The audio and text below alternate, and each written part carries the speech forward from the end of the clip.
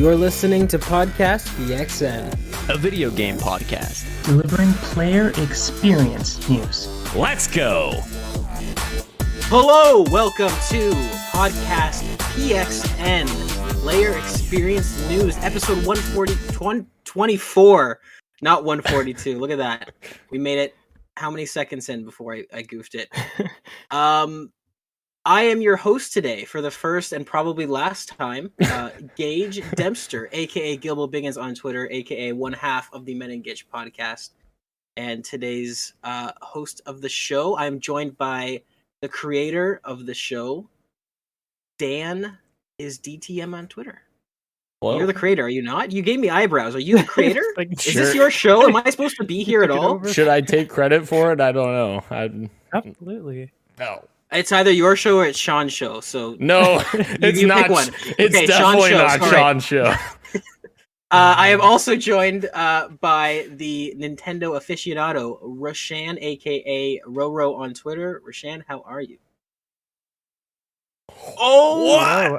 I'm joining you guys live from the Hisui region. I can't wait to talk to you guys about all the Pokemon I've caught. This is only a visual gag, because anybody who's listening has no idea what I'm talking about. But I'm joining you live from the Hisui region. Can't wait to talk about what you got from me. Isn't it super dangerous there? Or are you not, I don't. It doesn't look like you're keeping an eye out for any. It looks like there's actually a giant falcon behind you or something. This is just my dedication to the podcast. I could be mauled at any moment. It's terrifying, honestly. You're welcome. What a man! What an absolute legend. Topic of the show tonight, ladies and gents, is Sony purchasing a certain studio by the name of Bungie, which is pretty interesting. We've got some things to talk about there. But first, we start off every show with some quick bites, which is just a tiny little piece of information that we may or may not have things to say about, so we'll just feed through them, and if anything catches our fancy, we shall discuss. So, numero uno. Uncharted. We might be getting another one. Oh, Let's go. Possibly not. Probably not anytime soon, but maybe. So this one is coming from an interview with Games Radar. Sean Eskeg, I'm going to assume that's how you pronounce his last name. Probably not. Creative director of Uncharted, stated that the studio is open to making more Uncharted games in the future. Quote, I think we can say for certain that we can never say never. Yeah, Uncharted is a franchise we love, that the studio loves. It's a world we want to see more of, so I can certainly say that. This is in quick bites because I feel like it's kind of obvious, I think. Like they'll get back to Uncharted at some point. I don't think that's going anywhere, but Naughty Dog is open to returning to Uncharted at some point. So what that looks like, who knows? Give us another one, just so they can kill off Nathan Drake and piss Daniel off. No. Oh, Is that what you okay. want? Yeah. Oh, I see. You Okay. see what I'm doing there? You've got an act to grind. I'm trying to get my autofocus, but it's not. I need to figure out what's going on with this camera. Oh wow, this is going whole. There we go. I will never say no to more Uncharted. I love that series, but I think I love Naughty Dog more, and what I want most from them is a new IP.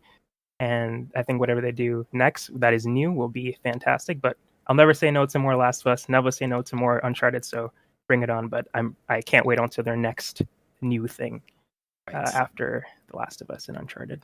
Which is rumored to I think the rumor right now is that it's something fantasy oriented, right? I think was the word either on the fantasy street. or sci-fi, like one of the Sci-fi, two right. like opposite ends of the genre stick, I guess you could say. I'd love to see that. I'd love to see something new because I mean it's Naughty Dog. They're fantastic. Quick bite number 2. Sea of Thieves has announced its 2022 content roadmap, and players can look forward to plenty of content. In spring, players can expect to see some new mini raid areas known as Sea Fortresses, new ways to play and progress, which is coming in the summer, and expanded roleplay features and quest types coming in the fall. There's a lot more that you can read about there. They've actually announced a lot of new content, which is great to see that they're not slowing down.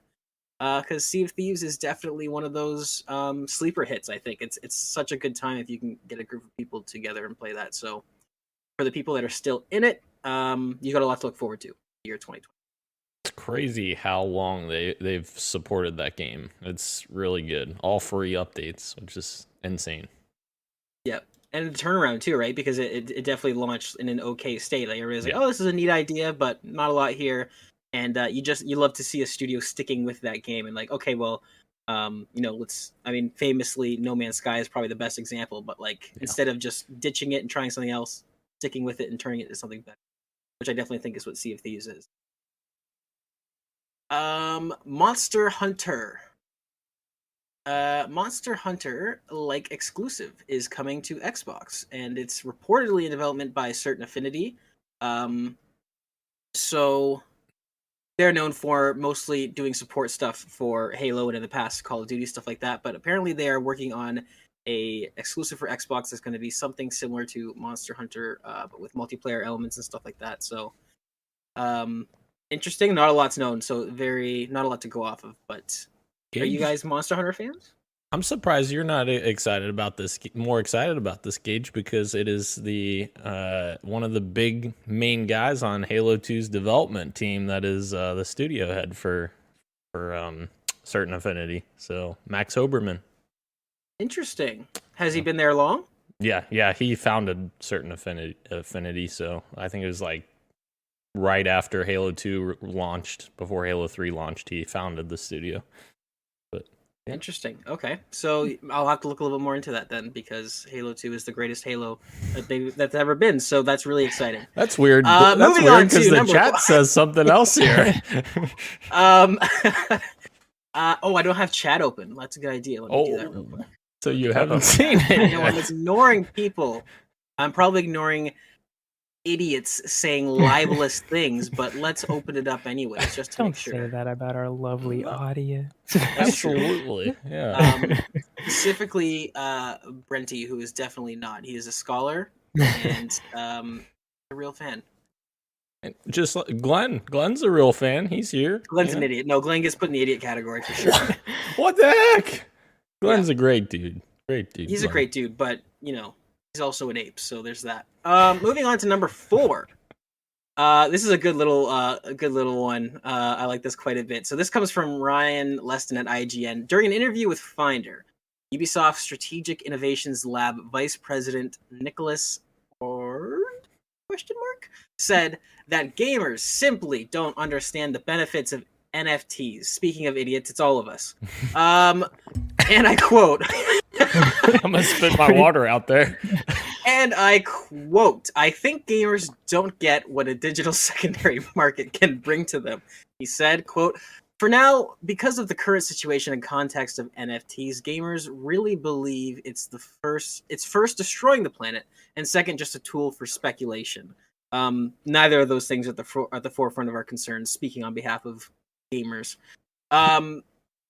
But what we at Ubisoft are seeing is what we are seeing first is the end game. The end game is about giving players the opportunity to resell their items once they're finished with them or they're finished playing the game itself. So guys, Ubisoft is really thinking about us when they do this. And that's I think we've all failed to see that, and we're all accountable. None of that's true. I just didn't get it, Now they've explained it. Well, I'm all, let's go NFTs. We're all in, bro. I mean, yeah, absolutely. I just needed it explained to me by Ubisoft. That's all. Yep. Oh my goodness. Everybody, go ahead. I just wanted to say that I don't know if Ubisoft is eventually going to backtrack on this. They seem to be one of the few that are doubling down, because there's a lot of people that have come out and said, hey, we're going to do NFTs, only for the next day to say, you know what? On second thought, you guys were really loud and you voiced your opinions very clearly that you don't want this, so we're not going to do it, and they decide not to do it. So it's going to be interesting to see which ones decide to stick to their plan with the NFTs and see it through to the end, because we'll see if it works out for them. Right. Because it probably won't. I think I do think it's just funny how it makes sense that this is the statement they'd give, because Ubisoft is one of the most predatory companies out there, and publishers out there, I should say, in terms of microtransactions, and understandably they're going to double down on this because they see it as a cash cow. What I'm hoping for is that not a lot of people actually buy into this, and then it just ends up being wasted development time for them. So we'll see. Dan, are you excited for NFTs? No. No? This statement literally just makes me reminded of like, you know, a father talking down to his son that he thinks that he doesn't understand what he's talking about. It's like, son, let me just explain this to you. You don't know anything about this. It's like, get out of here, Ubisoft. Stupid. If there's one thing I love more than NFTs, it's being mansplained to by Ubisoft. So that's great. That's good. It's going. Things are going really well. Number 4, we've got the Halo TV series received its first full-length trailer over the weekend during some stupid sports thing that I don't know anything about. Dan's, I apologize. Dan's favorite team, the Columbus Cowboys, was playing, and I think they did really well. So I apologize. Just to be clear, they're not my favorite team, but it is my hometown team. The Cincinnati Bengals are in the freaking Super Bowl, which is insane. They haven't won a playoff game. Not just the Super Bowl. They haven't won a playoff game in 31 years, and now they're in the Super Bowl. Insane. Damn. And you're expecting them to do well. I mean, they got a good team this year. Got a good team. All right, well, let's see it. We're gonna pull for the Cincinnati Cougars and hope that they do really well. The Halo TV series got its first trailer. It's coming exclusively to Paramount Plus on March 24th, 2022. Dan, yes. Tell me what you thought. Oh, so good. I loved it. I think the only reservation I have so far about this TV series is the human that is kind of they were pulled into the Covenant and like she lives amongst the Covenant. That's the only reservation I have. And maybe they explain it in a way where I'm like, okay, that makes sense, or, you know, I could get behind that. Tarzan vibes, what? Yeah, exactly. I will say, I think in one of my first appearances on the show, that was the writing on the wall for me, Dan. I was talking about the casting stuff that I didn't like. Yeah. This was it, because it does kind of this. I would consider this minor spoilers for the Halo series, so I'm just going to say it. But a human existing in the Covenant kind of undoes like everything the Covenant stands for. It's kind of like the one small change they could make, and I feel like this sounds like a studio note where it's like, this will be really dramatic if we have a human on the enemy team. So I'm guessing it probably came from somebody who doesn't understand the TV series, or sorry, the games. But yeah, it's kind of a big thing to change because it kind of undoes the whole religion foundation of the Covenant. Yeah. I thought the trailer looked okay. I know, Dan, you're super excited for it. I'm definitely going to watch it day one. I'm going to be watching along with everybody else.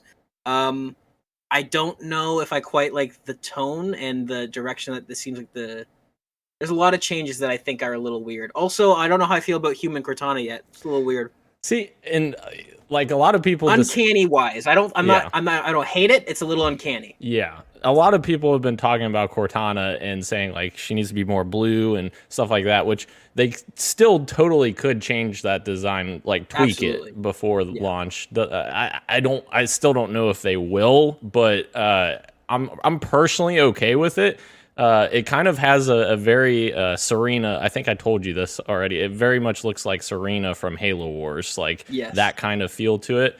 And it's kind of, for me, like Cortana, over every single iteration of the game, she's changed her look each game. Like some of them were more subtle than others, but every single game she has looked different. Even Halo Reach, where she's got that very small amount of her in it when Halsey's creating her, it's a different design every time. So like I'm okay with them doing a new design and like experimenting. And also like another thing to keep in mind, if there ends up being a season 2 or whatever, she could always change her design like on the show. Like she could just say, oh, I want to change my design and, you know, present myself as more true to the games like later on. So I don't know.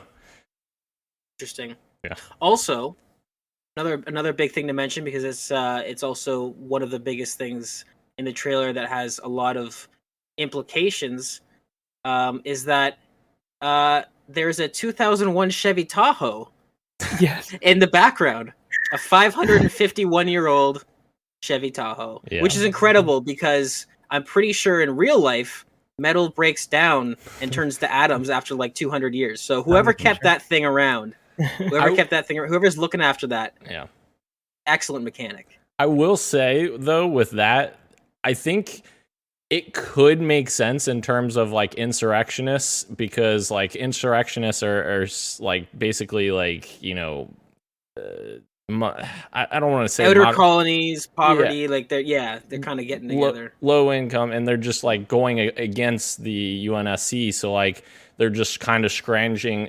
I don't know. That's not the right word.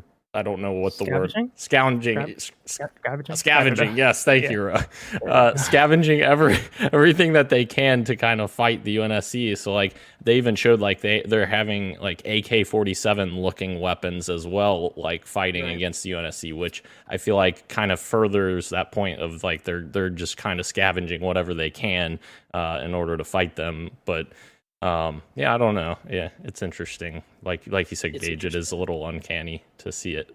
But yeah, it definitely throws me off. At first, when you first see it, I actually thought this was like a Starbucks and Game of Thrones thing. I was like, oh, somebody left their Chevy parked here. That's really bad. And then they show it quite a bit more, and I was like, no, it's supposed to be there. But I understand that, and well, you also have to think like in terms of realistic expectations, what can they do, right? But I think it lore wise, like 500 years is a long time. Like that's like if there was a coup in a country now and they're like, we're using horse and buggies that we found that are like from the 1200s.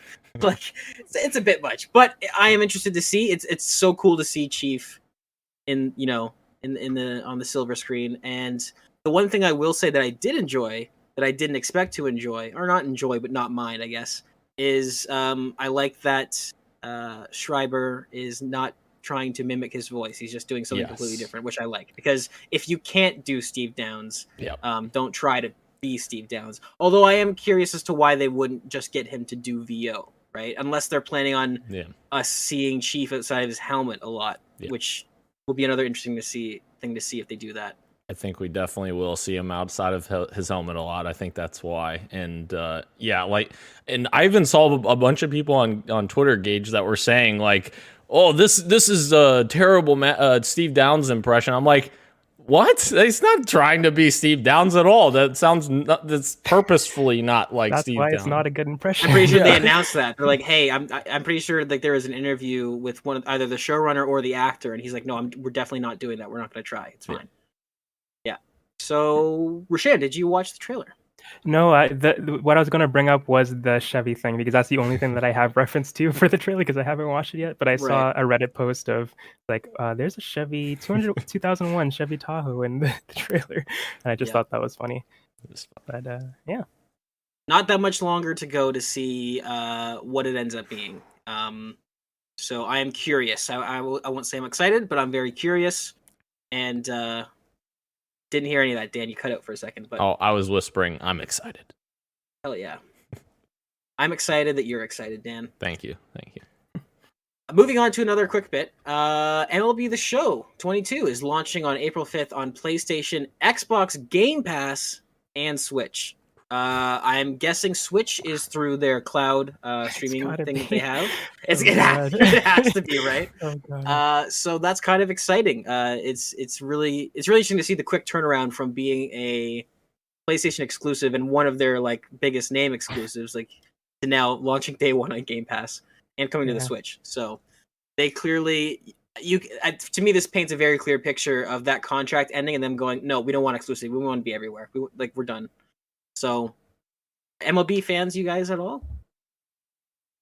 Not really. Not me particularly. Dan's nodding his head though. Yeah, I am. I enjoyed last year's game. I played it on Game Pass, and it's crazy. It's the second year in a row with Game Pass. I don't even have to buy it. Right. With me. Yeah, I am interested to see if the Switch version is like a cloud version, like you guys said, or if it's going to be native. Because normally, or it's going to be me golf or me like me baseball, pretty much whatever. Right. Sorry, yeah. Because am I crazy, or don't they normally like you would be better to answer this? Like, don't they normally title the games that are the cloud version like cloud version or whatever? They do say they have like a little cloud version on it. But that would be like in the store. Like I don't think they would announce it here, is what I'm trying to say, I guess. Okay. But I mean, I'm sure they would have to announce before they put it on the store that it's going to be a cloud version. But Yeah. yeah, I think like there's some EA games that are on there that aren't running on the cloud, but they're very much dumbed down versions of the original, like very bad ports of the original sports games. So hopefully that doesn't happen here. But a cloud version probably wouldn't be that much better. But yeah, we'll see. Okay, moving on to the next quick bit. We've got It Takes Two news. So this is from Joe Otterson at Variety. It Takes Two, the ever-popular co-op couples counseling game from Hazelight Studios, is being adapted into a film in collaboration with DJ2 Entertainment. And this is a snippet from the article here. At the time of publishing, no studio or network is attached to the project, but sources say it is currently the subject of a multi-party bidding war. Pat Casey and Josh Miller, the rays behind Sonic the Hedgehog and its upcoming sequel, are attached to adapt It Takes Two screen. So that's kind of exciting. From what I've heard, Sonic the Hedgehog, everyone expected it to be really bad, is actually a fun time. And I don't think we need anything more from that if we were to do a It Takes Two movie. It's just a fun, Pixar-esque movie. This is cool. This is a good fit, I think. Not very. I mean, I know it's a hot topic in the video game community. Don't make them movies, make them TV shows. But every now and again, you get an IP that I think this would be a really good. This would be a really good movie, I think. And then the sequel, they can just be called It Takes Two, but now the two is actually the number two. There you go. Take that for free. My goodness. Oh, I'm down. I'm down for this. I can't. I haven't beat the game yet, so maybe I'll find out what the ending is by watching the movie. By watching the movie. I don't beat it by then.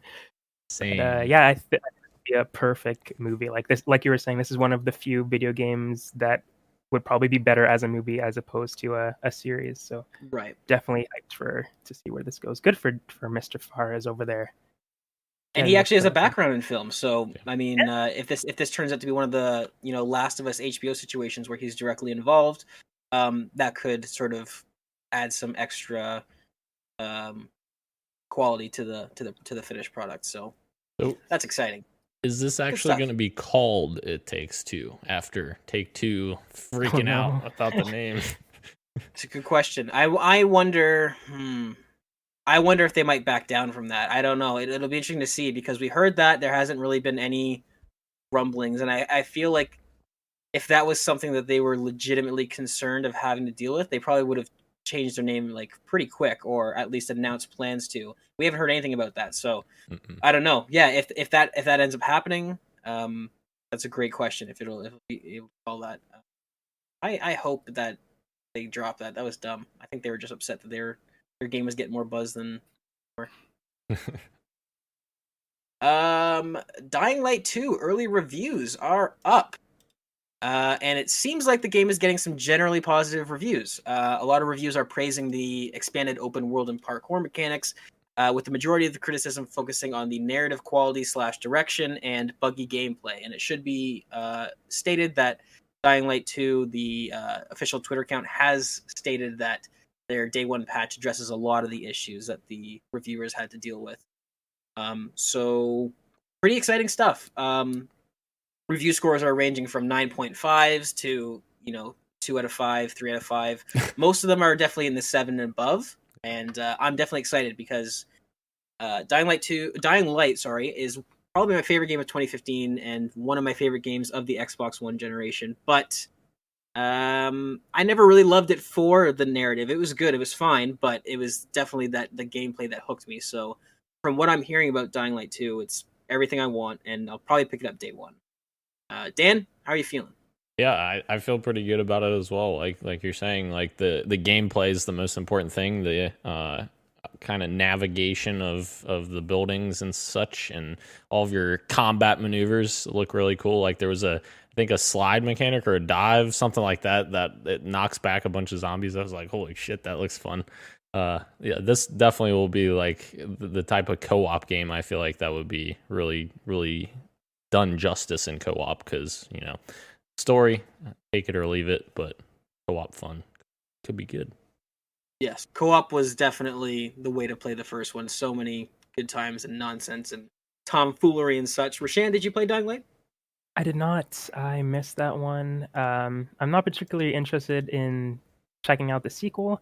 I did like what they had to say about the narrative stuff and the like before the game came out. I mean, I like what they were advertising about the narrative stuff and the choices and stuff like that. And kind of hearing that the story isn't that great just turned me off completely. But I do Right. like what the parkour stuff always seemed like a fun gameplay loop, at least. So I'm sure it's Yeah. fun to play, as the reviewers are saying. It's a fun play, but the narrative isn't as great as some people were expecting, I guess.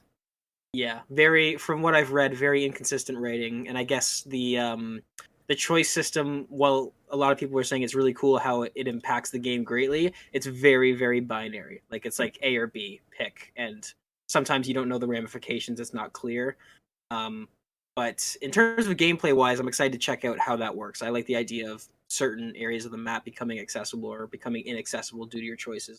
That sounds really cool. I'll probably pick this up day one. And I'm someone who loves Life is Strange, and I know those choices don't always have such a huge impact on like the ending of the game. Sometimes it does, but it's not like game changing most of the times. But I just, Right. as long as the story is good, if I'm making choices, that's just an added bonus. I was just along for the ride. So that it's not that the choices aren't impactful, because I've heard that like there's certain choices, like if you choose a certain clan, like the world is completely different as to somebody else who chooses a different clan. I think that's really cool. But if the story that influences those choices isn't good, then I don't want to bother, really. Right. You're totally right about that too, Rogue, because like Mass Effect, the choices you make in Mass Effect, like they make you think they're big choices, but they're really not that big at the end of the day. And the reason why people love Mass Effect is the story is so good. So you're totally spot on with that. Right. Moving on to our final quick bit. Suicide Squad Kill the Justice League has been delayed into 2023. This is from Jason Schreier at Bloomberg, on an article I can't read because I'm not paying for it. So I'm guessing it says something along the lines of Suicide Squad Kill the Justice League has been delayed into 2023. Yeah, unfortunately. And yes, that was one of your picks for Fantasy League, wasn't it? That's casualty number one on my fantasy team. Dan's having a rocky start on his Fantasy League. Although I am curious, we're gonna do an update at the end of the show. I'm just gonna open it now. Yeah, the worst part about it is I debated whether I wanted to, because I bid on it for $1. It was one of my games that I bid on for $1. I was like, man, I really don't know if I should do this because I don't know if it's coming this year. But then I'm like, no, somebody else is gonna steal it, so I'm just gonna do it real quick. And then, yeah, here we are. I can get behind the logic of that. I think that makes sense to me. Before we get into the news, ladies and gentlemen, I, being host of the week and having this newfound sense of power, have decided to take it upon myself to change the show drastically. Just kidding. I'm just adding a new small segment, which may or may not be repeated by future guests or by future hosts. Totally up to you guys, but I'm going to call this segment, keeping with Christian's food theme, I'm going to call this next section Street Meat. It's meat from the streets. You don't know if it's good, you don't know if it's bad, but it's interesting to talk about. In this segment, we're going to talk about rumors. We're going to talk about rumors because rumors are fun. Rumors are fun. Okay. So we've only got two for the first ever Street Meat segment. Street Meat number one. Sony might be making another big acquisition, and it might be Capcom, which I'd like to point out your boy predicted last time we talked about this. But anyways, so many industry insiders are claiming another big Sony acquisition is on the horizon and that it may be the world-renowned publisher Capcom. Jeff Keighley has recently tweeted that he has heard of acquisitions close to finalizing. In a tweet that he tweeted, I think either earlier today or yesterday, the tweet is as follows. Have heard from multiple people, as you might expect, there are a few other big video game deals in final stages of negotiations. It's going to be an interesting year. That is the tweet from Jeff Keighley. And then we've got another piece here. During a GamesBeat live stream, known insider Jeff Grubb and his co-host discussed the acquisition. Jeff teases, it takes two to tango. Both him and his co-host clarify this is not a reference to Take-Two or Hazelight. Internet detectives have quickly pointed out that It Takes Two to Tango is an achievement / trophy in Resident Evil 5. And then Christopher Dring, who recently had an interview with James Ryan regarding the Bungie acquisition, Jim Ryan told him we should expect more when it comes to further PlayStation acquisitions. So it looks like we're going to get some sort of acquisition. We don't know what. The only really sort of hint we have is this It Takes Two to Tango, in which the person who says it says it's not Take-Two and it's not Hazelight. So what does that leave? What are we thinking? I like I said earlier, I think Capcom is a natural fit under the Sony umbrella. We don't know that that's what it is. It could be something completely different. But what's clear is that a lot of credible people are hearing that there is a acquisition in the works and that it's nearing finalization. Dan, what do you think's going on?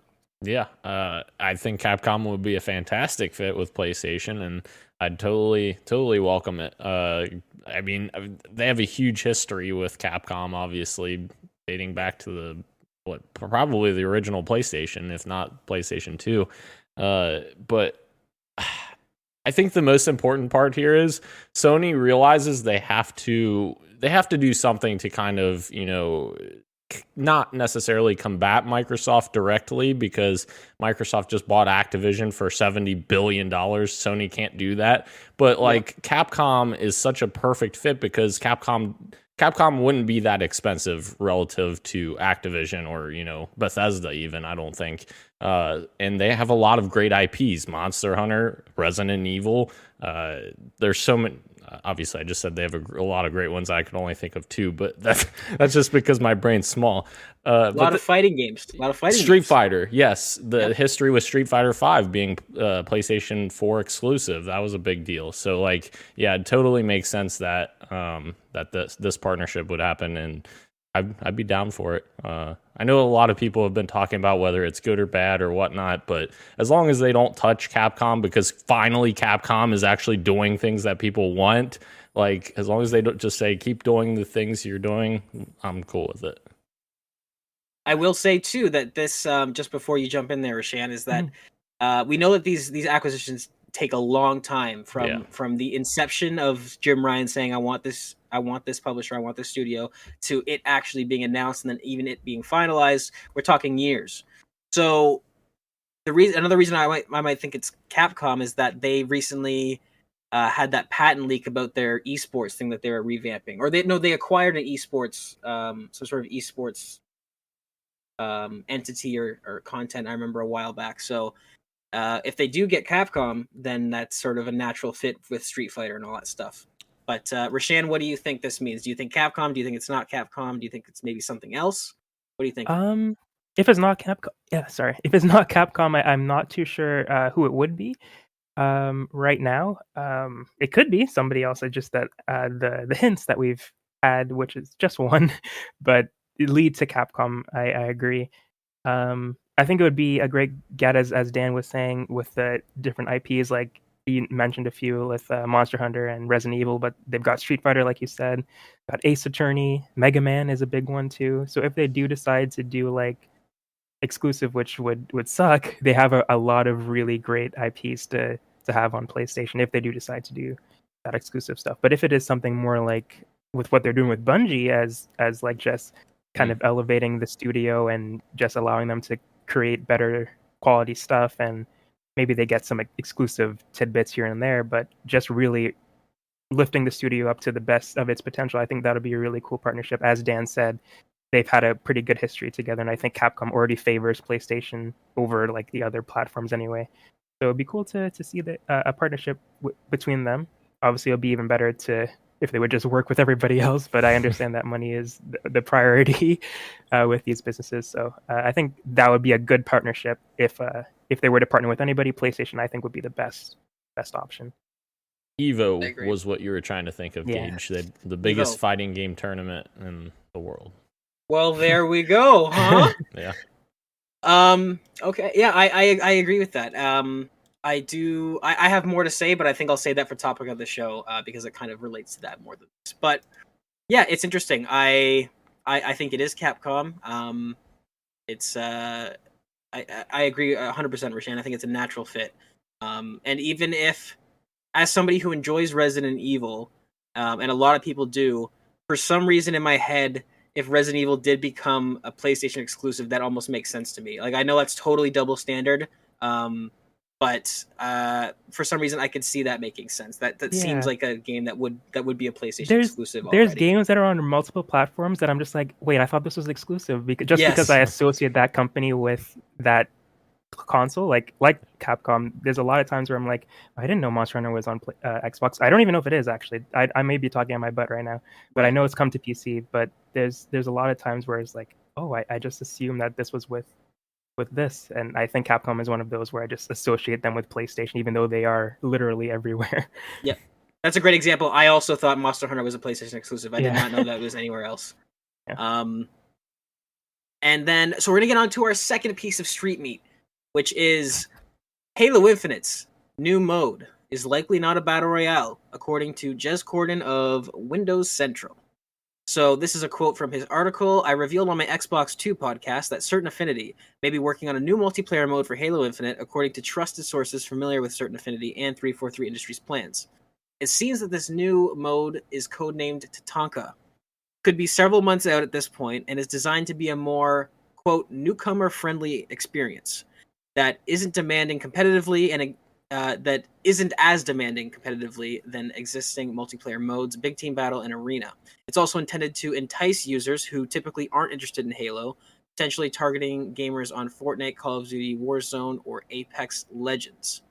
So this is interesting to me because Jez Corden, if people aren't familiar, has had a lot of inside information. He's not really known as a leaker. He's definitely more of a journalist, but when he does comment on things, he's usually pretty spot on with his sources. So that's why I've put it in street meat, is that it's somewhat, you can chew on it. You don't know if it's good. You don't know if it's going to make you sick or if it's bad, but you can chew on it at least a little bit.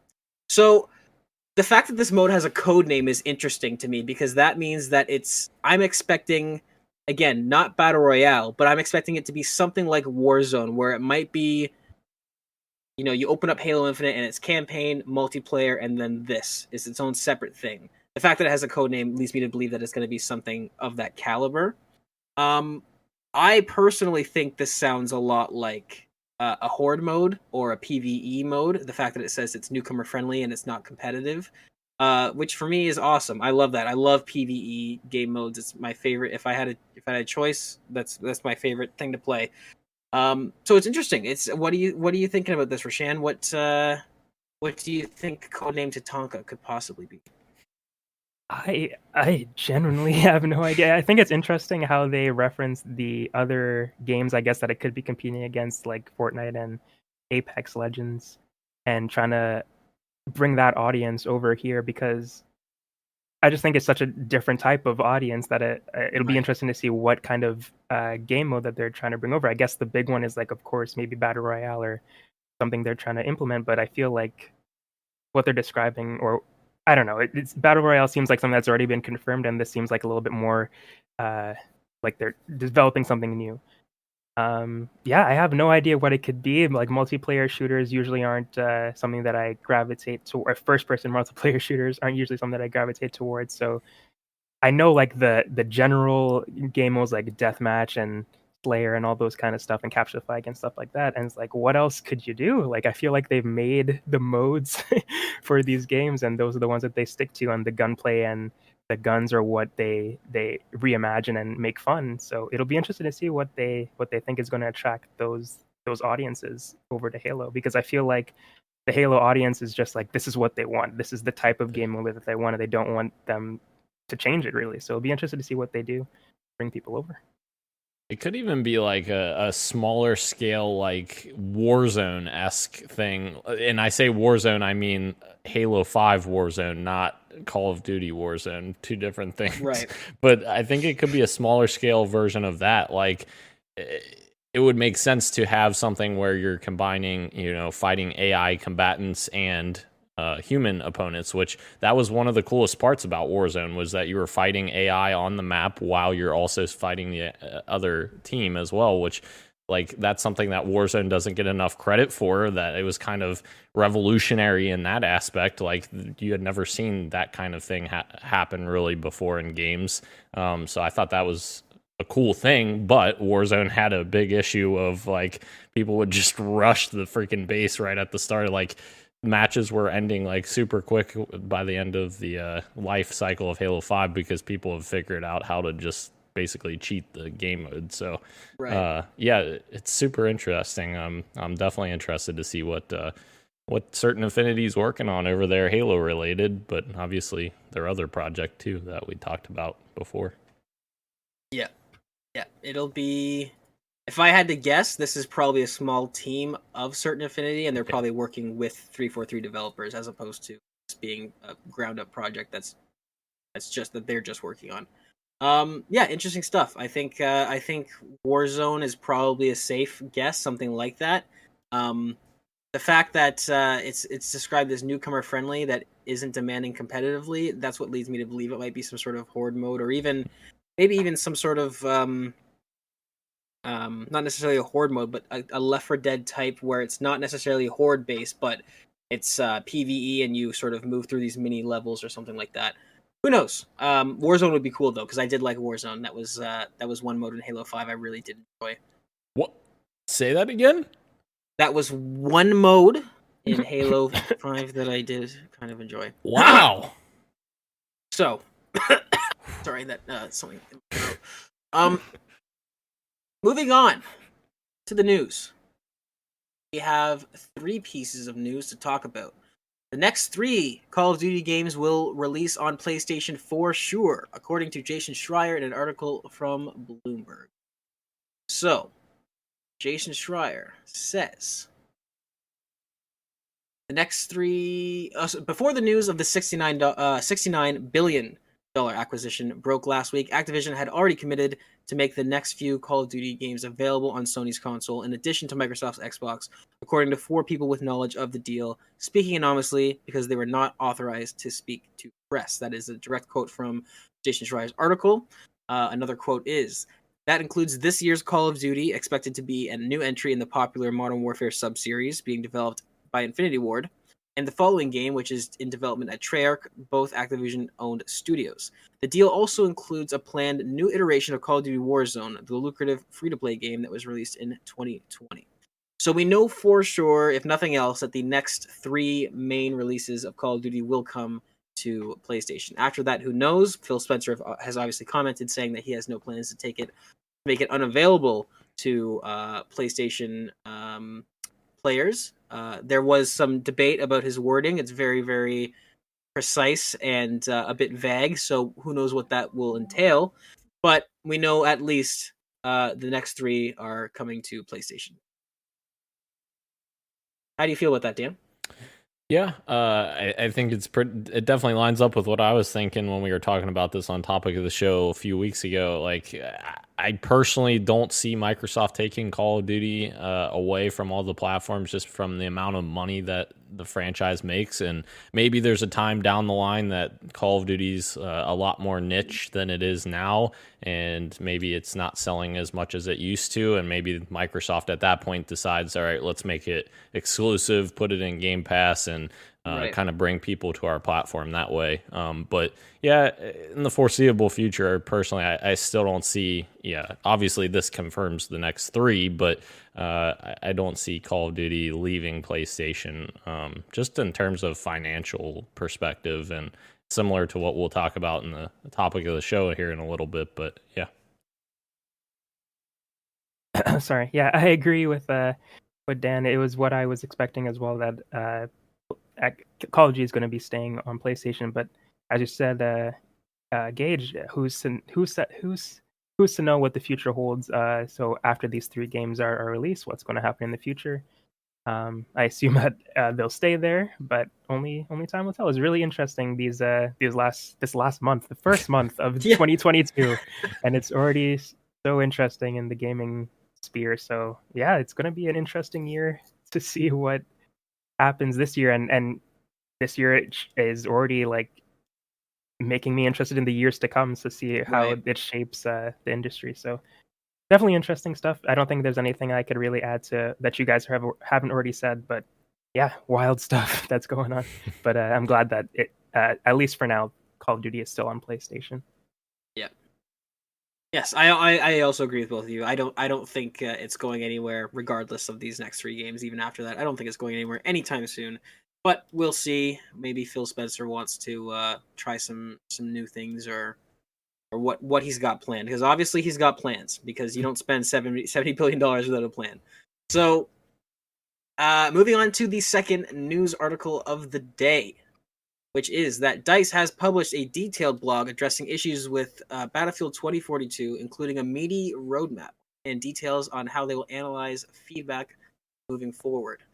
So this blog post was put up on battlefield.com, and it is from, it is from a senior producer, Ryan MacArthur, who's spoken on behalf of DICE, and they've outlined their plans for addressing the less than exceptional state of Battlefield 2042. So, here is a snapshot of features we are bringing into the game as soon as possible. A updated scoreboard. They have plans for an all-platform voice communication system, which they call VoIP, but I don't think that's actually VoIP. My understanding of VoIP is that it's proximity-based. Like, if you're talking to somebody in a game and then you start walking away, the audio gets quieter and quieter. But they call it VoIP, so maybe they mean actual VoIP, or maybe they just mean party chat or game chat. Either way, that's not in the game now, so it will be, which is exciting. And then player profile, giving you a better overview of your career on the battlefield and how far you have to go for your next unlock. Those are the 3 main things they talked about that they are working on immediately. And then they actually outlined a new feedback loop, which is really, really nice. This is a direct quote from the article, from the blog post, I should say. We're committed to pushing up the quality of the game, both through our updates and how rapidly we will respond to critical issues in the live environment. We're also going to clarify the direction that we're taking and what's motivating our decisions to bring improvements to the game. So expect to get more insight as we expand our existing feedback loops to involve you, our players, more directly. Our team has identified several areas we're targeting for improvements. This is how we will be incorporating your feedback going forward. We will present specific major areas to you along with our current thinking, detailing what we're planning to make changes. We'll then take the time to observe and listen to the conversations that you go on to have about both the area of concern and our proposals for adjustment. Later, you'll hear from us on the topic again, but this time that your feedback will have been factored into our consideration and guided the decisions made for improvements. These conversations will be centralized and accessible here on the Battlefield website and summarized across our channels. So this is pretty big. A lot of people in the community are very happy. This is a really good response to a game that has lost a lot of its player base very quickly. I played the beta, and I did not have that much fun, unfortunately. I wasn't able to squad up with people, which is a big part of Battlefield. But as somebody who put an ungodly amount of hours into Battlefield 4, into Battlefield 1, I was really looking forward to this game, and I honestly, it's super upsetting to see the game falter like this and sort of lose its steam and its hype so quickly. But this is a really good acknowledgement from them, and what I like about this is not just them saying these are the areas we're going to improve on the game currently, but also completely reevaluating their feedback system and telling you exactly how they're going to take feedback. This is a pretty big, in my opinion, a pretty big announcement, and not something you see very often in the games industry. So I thought this was really nice. Dan, I know you've played a bit of Battlefield 2042 since launch. Are you still playing it, and what does this do for you? Yeah, so I ended up not buying it because of Halo's stealth release a month early. So right. I kind of, it was a casualty of that, and then also of people detailing all the issues with it. But I did play a pre-release like you did, Gage, and I had some fun with it. But at the end of the day, it definitely it needed a lot of improvement. And I know Christian's been on here. He actually played, I think, the retail release. I want to say maybe the beta. I can't remember, but I know he enjoyed it. So, but there's definitely a lot of things that are missing here. And like you said, VoIP, like voice over IP, that's literally just, there's no voice communication in the game at all. Like, that's insane. Like, how's that not in the game? That's a major thing for a multiplayer shooter, to not have voice communication. But yeah, definitely definitely good that they're at least being transparent with the community and saying like these are the changes coming and here's kind of our roadmap, so to speak, of what we're thinking about delivering. So Jeez, every time I need to talk, I need to clear my throat. I'm sorry, but yes, it's a bummer for sure. Like Dan said, the VoIP and is a great addition, but something that should have been there earlier. The voice stuff, but there's some other cool stuff that is. I'm glad that they're adding and they're being transparent and all that kind of stuff. I just wanted to also add that this is a game that I was so hyped for based on like the material and the that they were doing, and that was something that I told myself I wouldn't be doing any longer since the original Watch Dogs came out. One of the games that absolutely duped me with its advertising, and when I played it, I just didn't enjoy it. Loved the sequel, but hated the original one. And this was the game that almost got me back in my ways. I would have bought this game, and I would have been so mad at myself. So just a tale of caution for anybody out there. Wait a little bit before pre-purchasing your games. Apparently, this is very normal for Battlefield to launch in like a something like this, and then eventually it gets to a better state. Apparently, that's what I've heard from Battlefield fans, that it takes a little while for it to get back to where it should have been at launch, unfortunately. But again, I'm like you said, Gage, I'm glad that they are communicating and that they're talking with their fans that are going to stay, so they could get it to a place where they deserve, like the players deserve. So that's good. It sucks that season 1 got delayed to summer. Apparently, it's supposed to come around now, I think, but I know it got delayed. So yes, it's getting delayed to early summer. Yeah. Yeah. So, yeah. Yes, that is so. This is so. Certain aspects of this are definitely par for the course. Battlefield 4, infamously, just a complete buggy mess when that game launched. Borderline unplayable. The game, like the core gameplay was great, like the ideas that they had, but the game did not work. There was some hilarious bugs and just absolutely ridiculous. I remember, I know 3 had similar issues and 5 obviously had a bit of a controversy around that, but I think 1 was a pretty solid launch if I remember correctly. But definitely more times than not, a Battlefield game will launch and they'll have so many ideas and so many new systems thrown into the game that it's just an absolute buggy nightmare. The second half of this issue, like the main issue with the community of this game, which they did address, but they didn't give any sort of concrete information on, is the whole idea of specialists, which I know a lot of people are giving DICE a lot of shit for this, and I've seen some people say some really unsavory things. But if I had to guess, yeah, I know, right? And gamers, no, not them.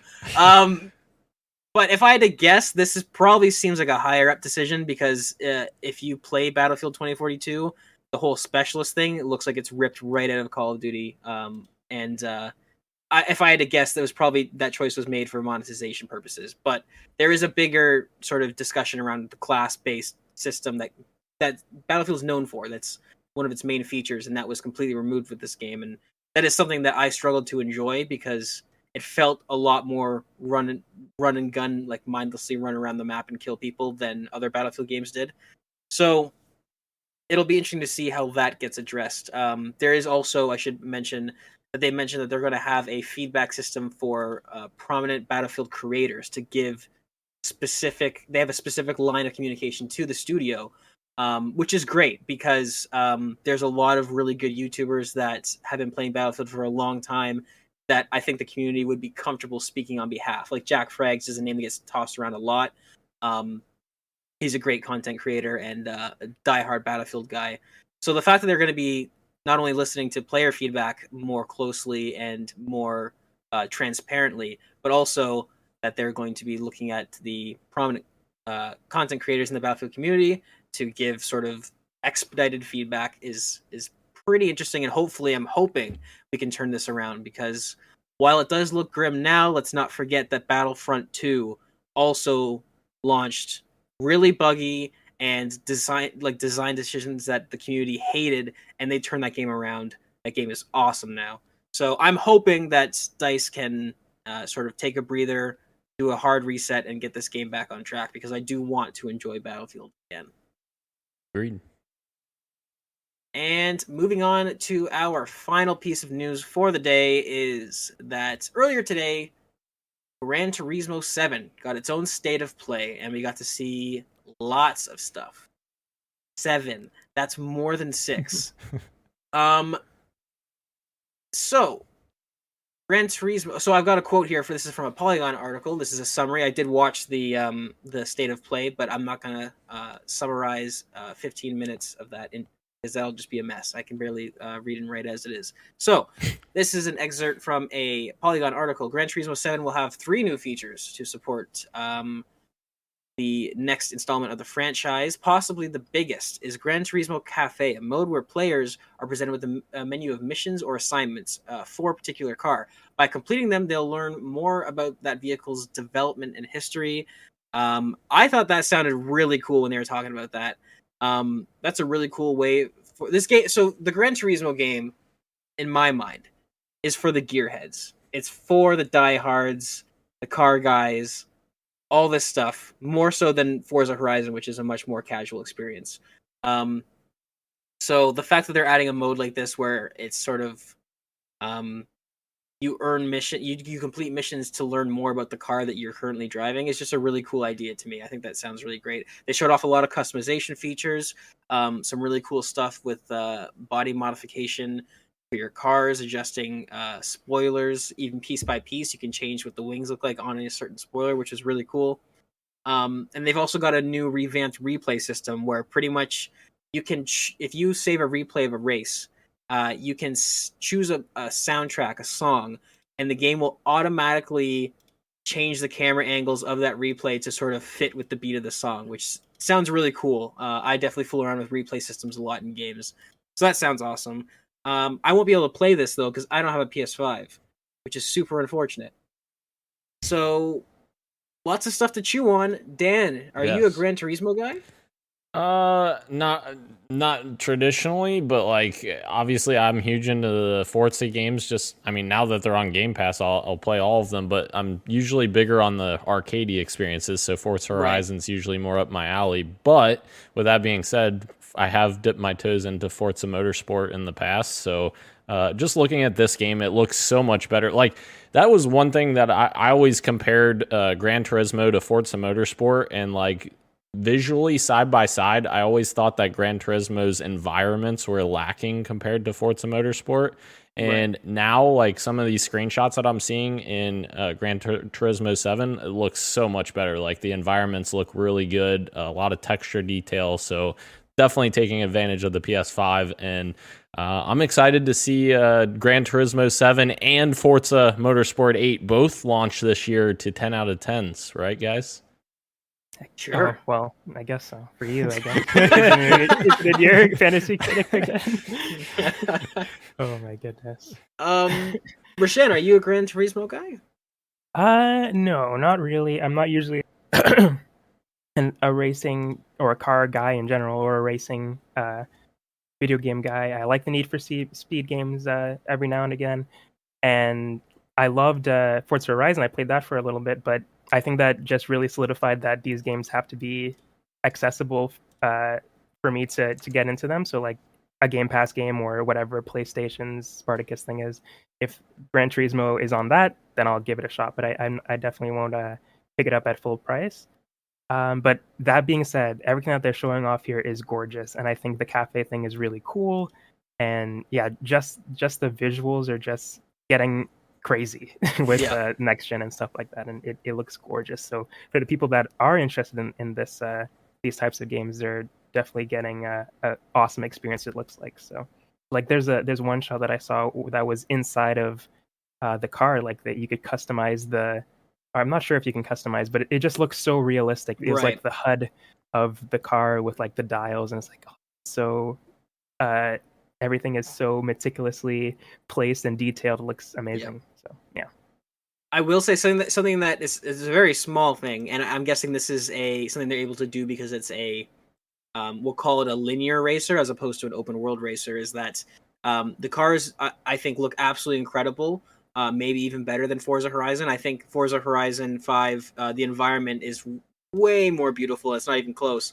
But what I did find really interesting in this, and it's, you see it in a couple times, but there's a moment where somebody was racing and they're in the cockpit view, and they were driving a hypercar that had a rear view camera, and I noticed like it caught my eye that the rear view camera looked almost as detailed as the actual race, which most of the time it's because they have to render the game world twice. It's much noticeably not as detailed, especially in like Forza Horizon, for example. But as he was racing, it caught my eye because it was very like the car behind him looked just as good as the car that he was in, and it was smooth and fast. And I was like, that's pretty cool. So, yeah, very detailed game.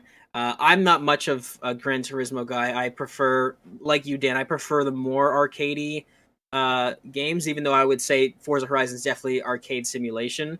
But I do prefer that. I'm not much of a track racer at all.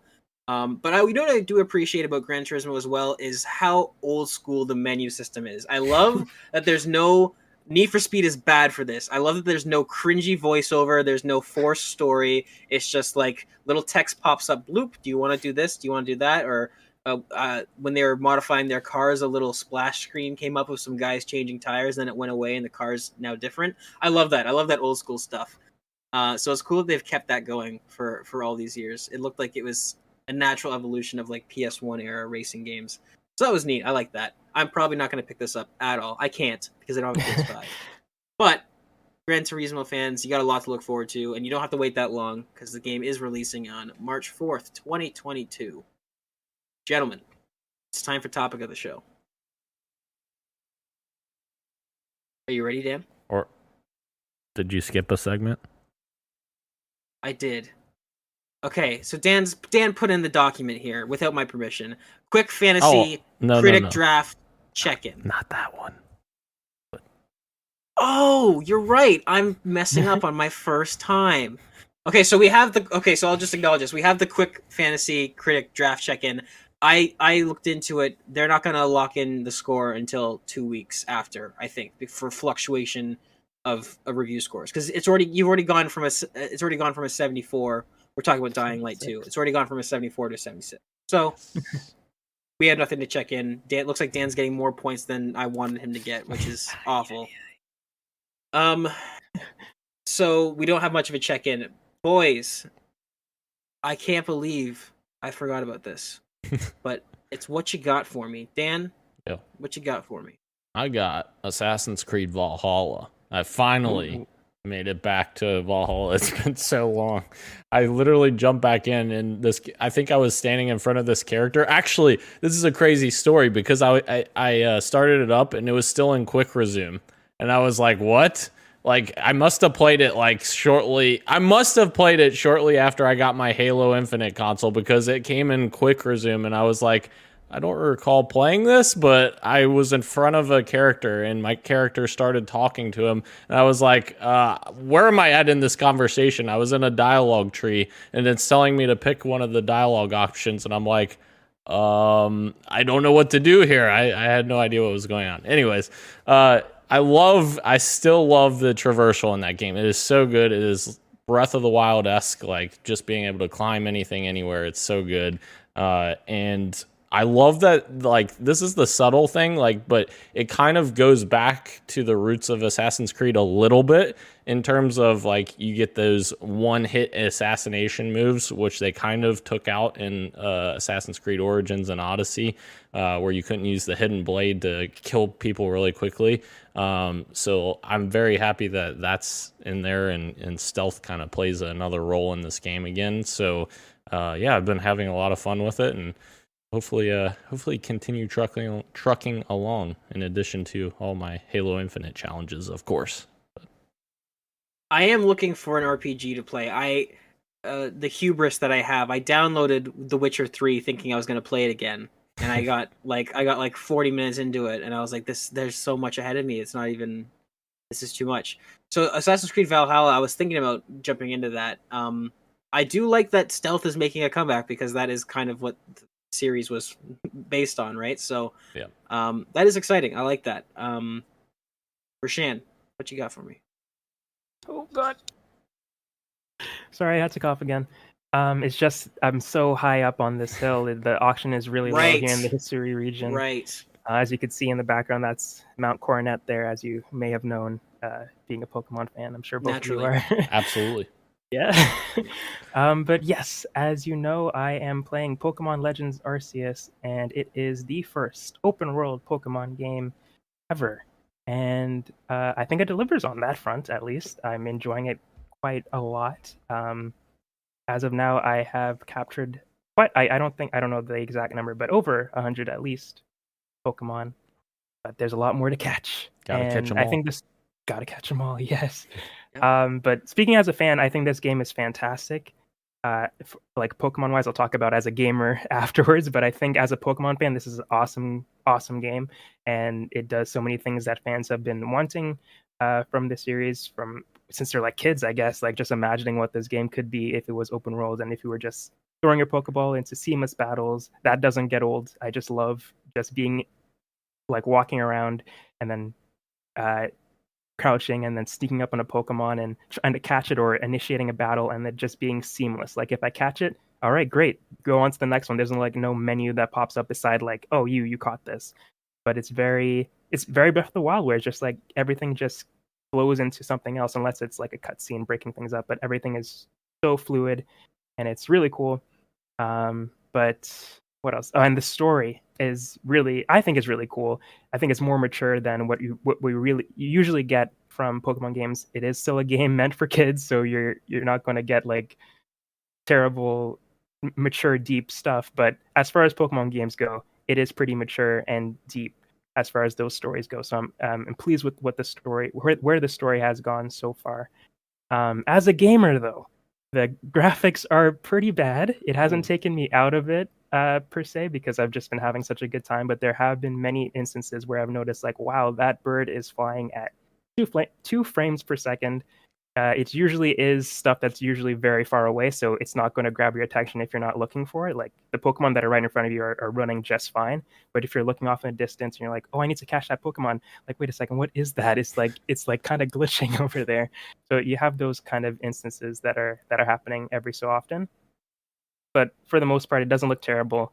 Just in some areas are kind of itchy and scratchy, I guess you could say. Nice. Yeah. Itchy and scratchy. I Itchy love and the scratchy, reference. yeah.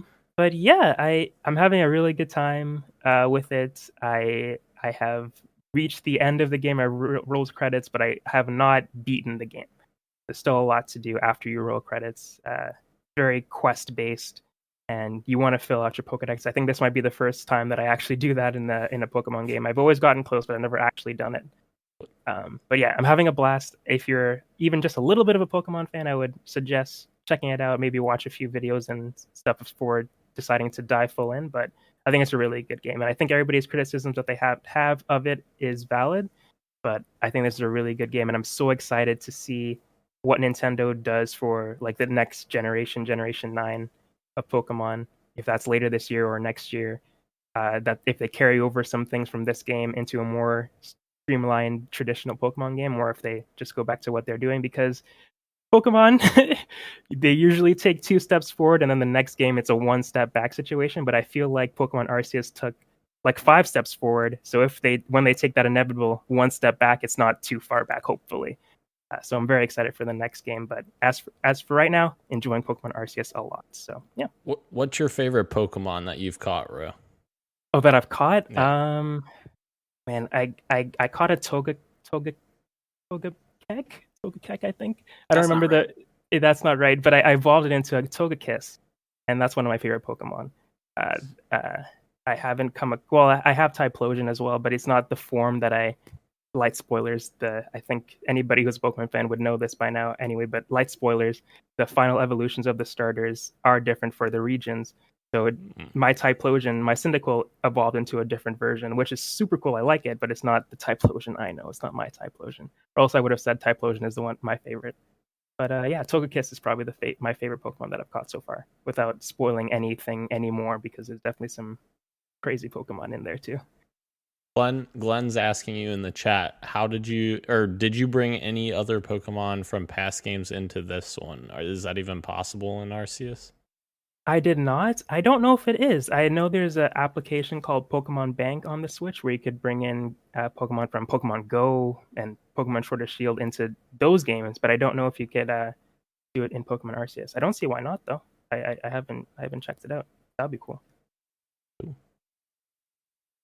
Have you guys ever realized that "Gotta catch 'em all" is it's a fun slogan if you're a human, but it's a threat if you're a Pokemon? Absolutely. Kind of Absolutely. Pokemon games are kind of terrifying if you flip the script a little. Yes. But I'm glad you're having fun in Untamed Land, capturing innocent creatures for your own will. They kind of even talk about this in this one. That's what I mean, like with the maturity of Oh, it. do they Like, actually? yeah, a little bit they do. Like since it's like it's ancient times, they're kind of more harsh with their wordings in this world. So it's really cool how they talk about it because this is like the first time we're actually catching them in this game. So it's really Right. cool. Really cool. That is cool.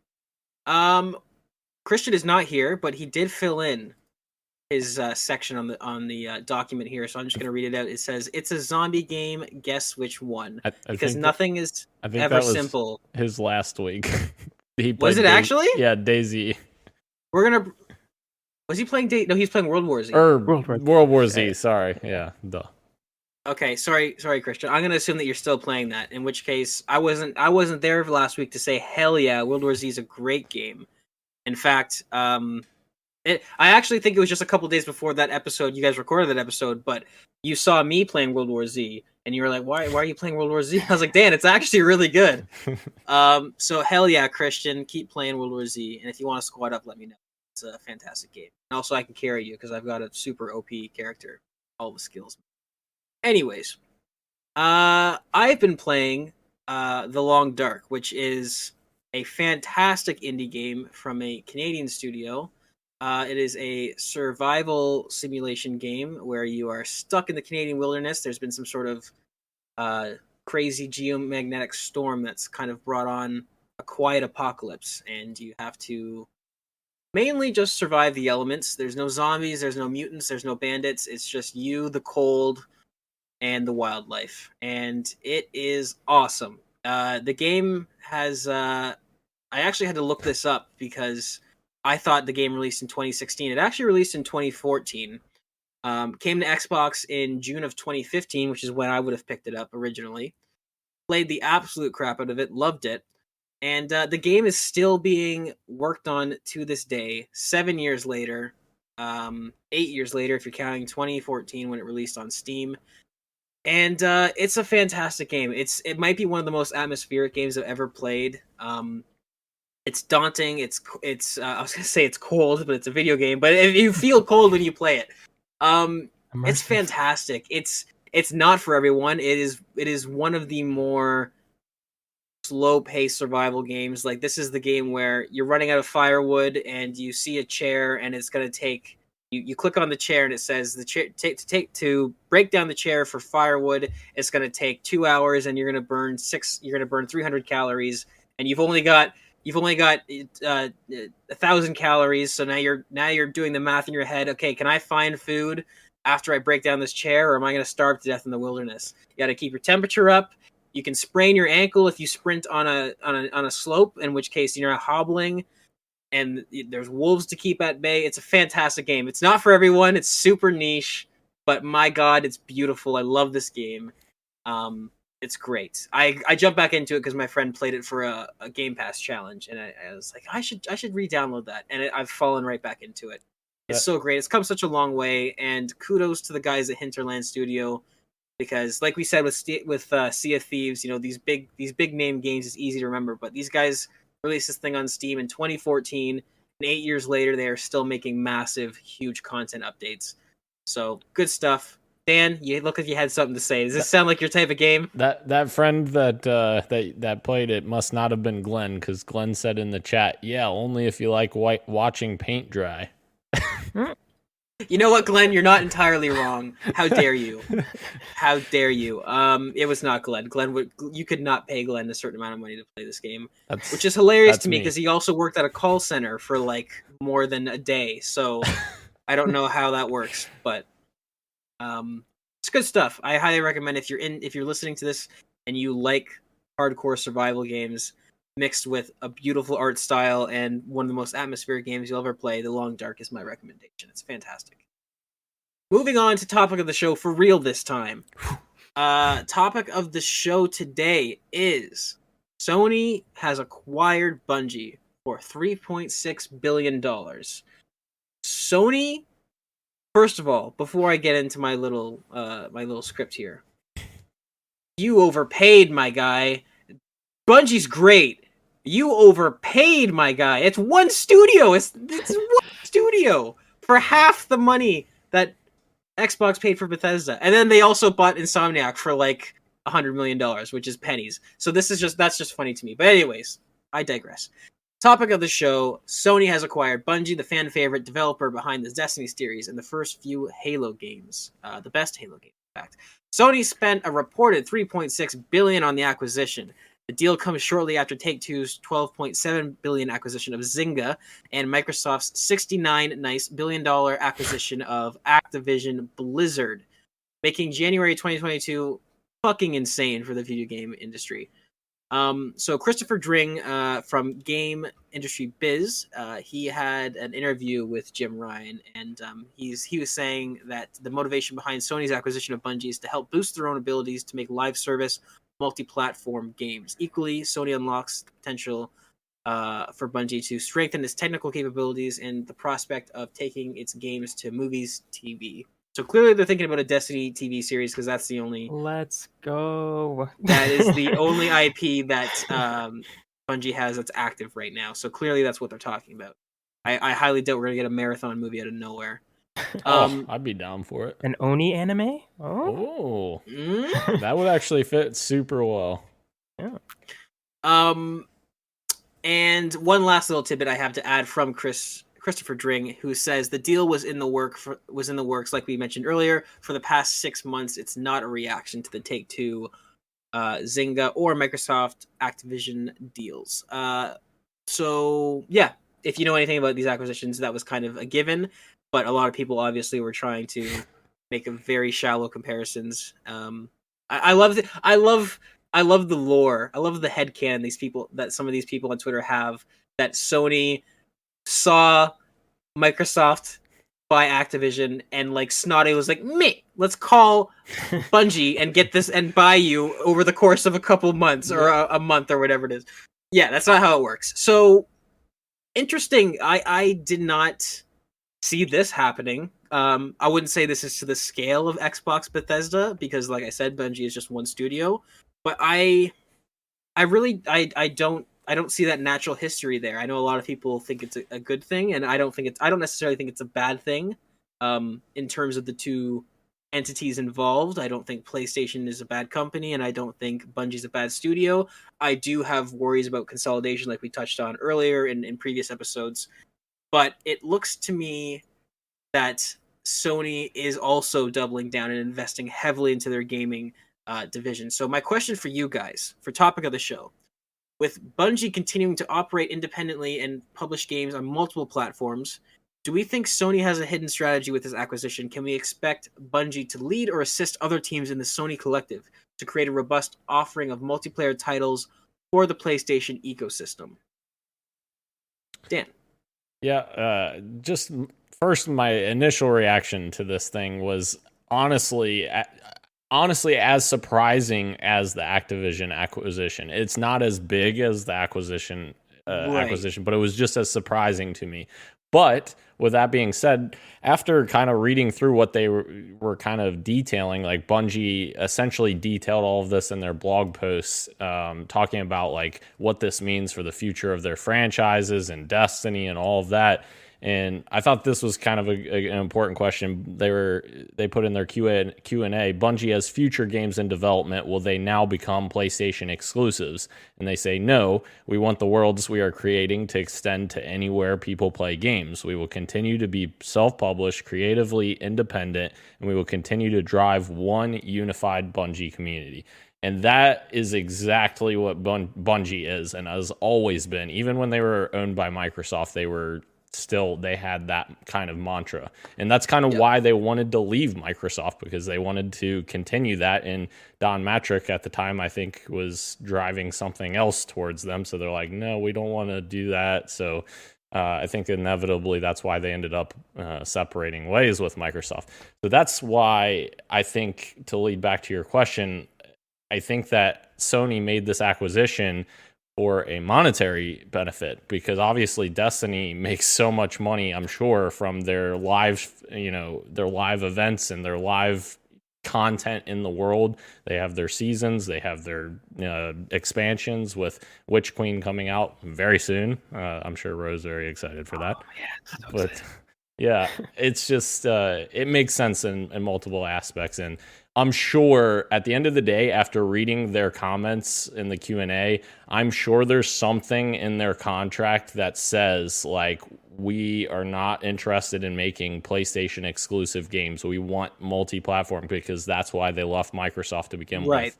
They want their games to reach as many people as possible. So I think at the end of the day, I think it's monetary investment for Sony, and very different than the Bethesda acquisition for Microsoft, or other acquisitions that have been made, Insomniac, or all the other ones. Yep.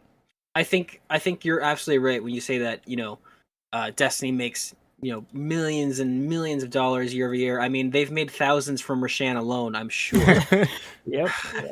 Unfortunately. So this is big news for you. I mean, it pays to have a Destiny guy on this podcast now, because this is again, time's come. it is equal parts big news and also small news, because it seems like not much is going to change on the Destiny front. Like they said, they don't have no plans of going to exclusives. And Dan, you're absolutely right when you say that Bungie has always had its own community, because back in the days of Halo, it always felt like that. It felt like being a Bungie fan and being an Xbox fan were two different things.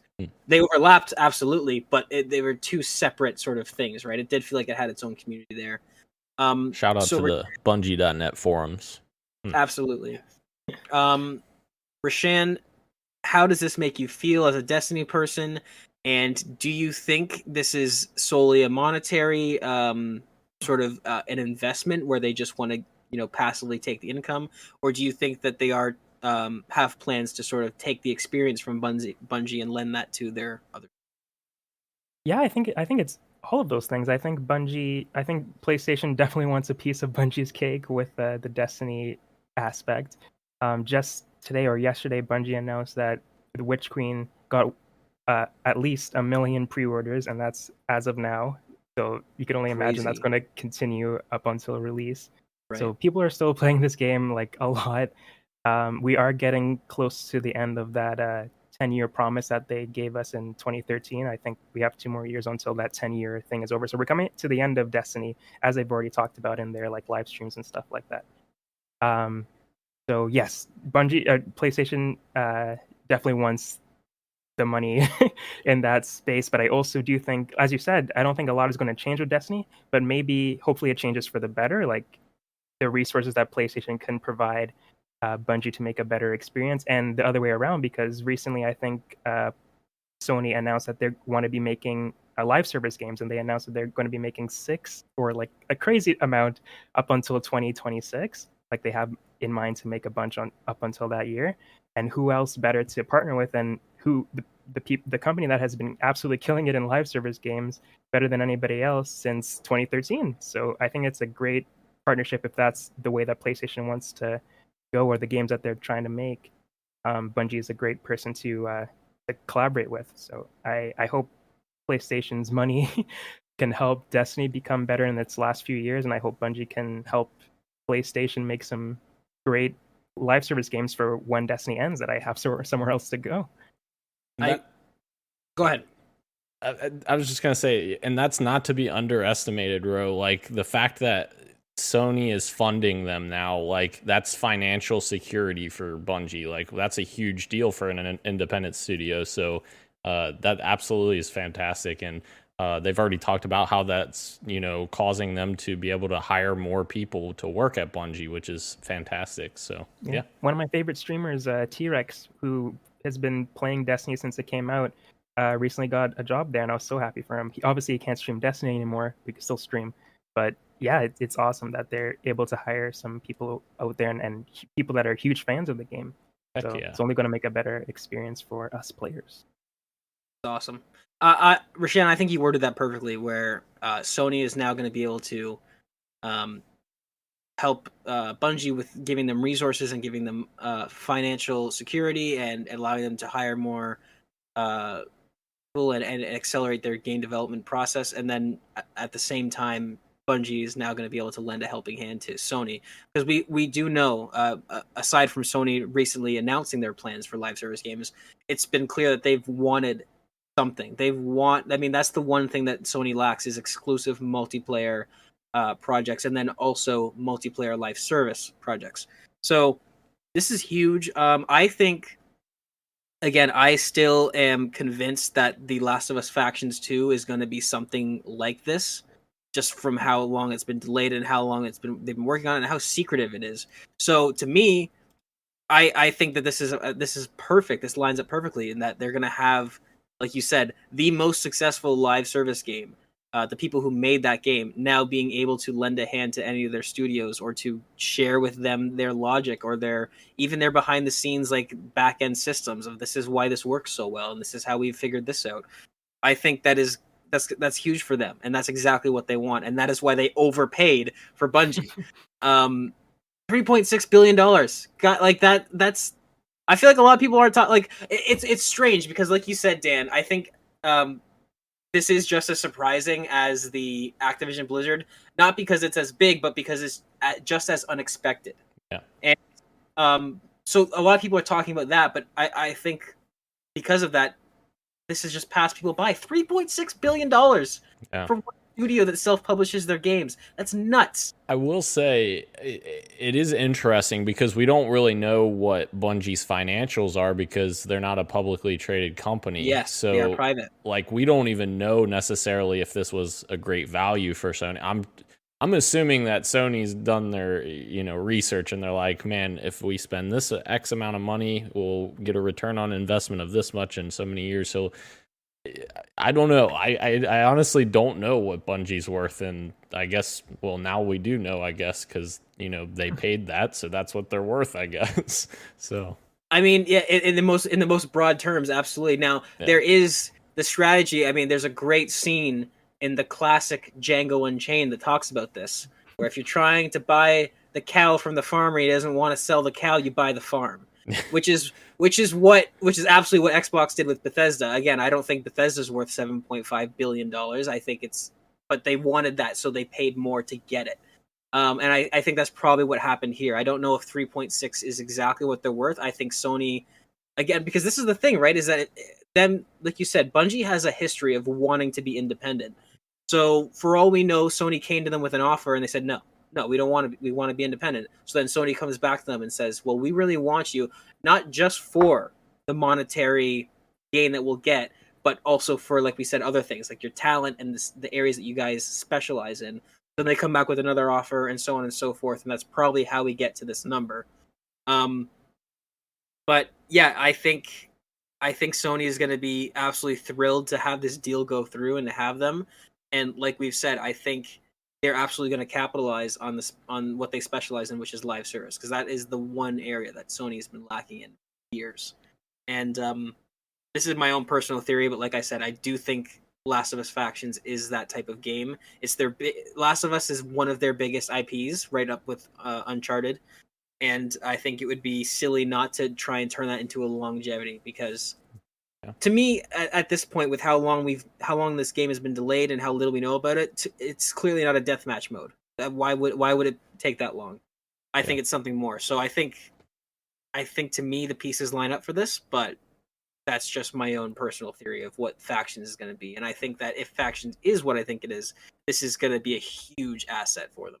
So on the back of that, Gage, Christian put this in our team chat, and he wanted us to talk about this as his contribution. Does Sony put its live service games on Spartacus day and date, which is Spartacus is their code name for their Xbox Game Pass competitor? Right. So like Destiny expansions, Tsushima multiplayer, factions, etc. He said, because that would certainly incentivize me to try all these multiplayer proponents of games, especially for those that are buying into the Spartacus ecosystem. And I think that if the rumors are true about the multiple tiers of Spartacus, I think it's totally plausible that, in either the middle tier or the upper tier, you get these multiplayer experiences, or maybe in all the tiers. Like, how crazy would that be if these games are like not necessarily free to play, but like you're in the lowest tier, so they kind of give you other avenues of revenue by just bringing people into the experience. I could see that for sure. Well, and as we know, like Destiny, like you say, makes no doubt makes millions year over year over year, probably maybe even hundreds of millions. We don't know. Certainly tens of millions, I'd say, and that's not from box sales, right? That's from you getting into the game and then having all these things to spend money on and all these expansions and DLC packs. And I think Destiny does battle passes now, if I remember correctly, some sort of system like that. So I think Christian's absolutely right, is that, and you as well, I think that I do see them offering stuff like this even at the lowest tier, because it doesn't matter if they're missing that $59.99 sale. If you're in that game and you like it even a little bit, you might buy that $10 battle pass, and then the next month you might buy it again, and actually maybe there's something in the store that you like. So I think that's an excellent strategy. I think Christian's absolutely right, and I think you're right. If Spartacus comes out and whatever it ends up looking like, I do see them putting the properties that they own, at least the multiplayer, putting it right on and giving you access to it, because then they have the chance for the player to spend more money in once they have access to that game.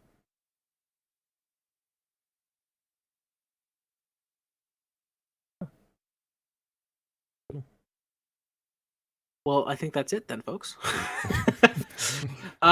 Yeah, lots to talk about, lots to think about. 2022 has been nuts. We're not even. It's February 2nd. Yeah. Like Holy what? What? Crazy. And this isn't the end of it, right? We have another acquisition on the horizon. Who knows what it'll be? Yeah. My lord, this has been episode 124 of Podcast PXM, ladies and gentlemen. It's a weekly podcast where we come here and we talk about video game things. And Dan's wrong a lot about Halo, and we correct him and we put up with him and we try and steer him, where he needs to go. But you'll have to tune in next week to see if our efforts are fruit. I've been your host. I have been your host, Gage Andrew Dempster, joined by the lovely Dan and the ever magnificent Rashina. Thank you for joining us. God bless. Stay safe. And God bless America.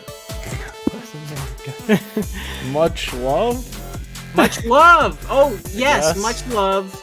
No. And keep on gaming. Keep on rocking in the free world. And remember to vote and stay in school. And all right, we're cutting it. Rose, say see us so we can get out of here. I've never seen your face this red. I've never seen your face this red. See ya. We have an actual outro. Thank you again for joining us, ladies and gentlemen. We're live every Wednesday. All right, we're live every Wednesday. We're on YouTube, we're on Twitch, we're on Twitter, and other places too. Spotify, probably. Yeah. Maybe not live. Not live. Apple Podcasts, Google Podcasts, Microsoft Podcasts, SoundCloud, Zoom, and Microsoft Teams, Skype. I don't even know. We're live on Skype every Wednesday, ladies and gentlemen. Oh my gosh. I'm totally cutting the audio way before this game.